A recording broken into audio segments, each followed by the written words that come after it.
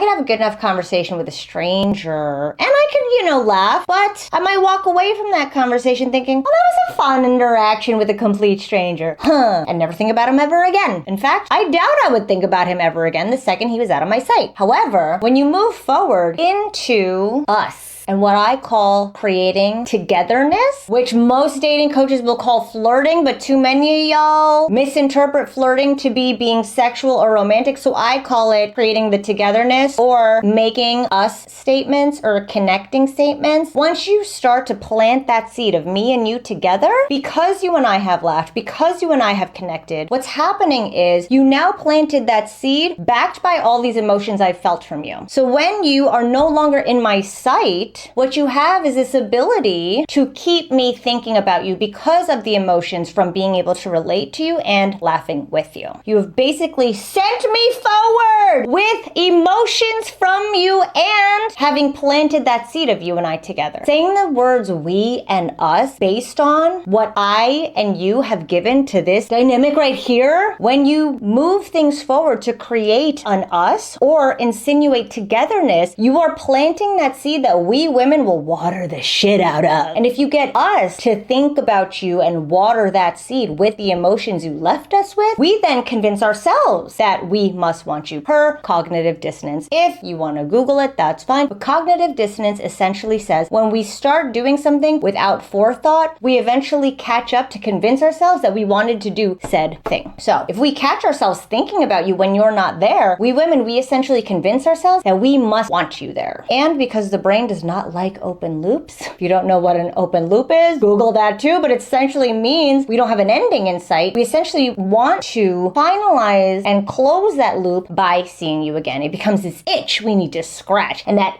itch is you in our vaginas. Does that make sense?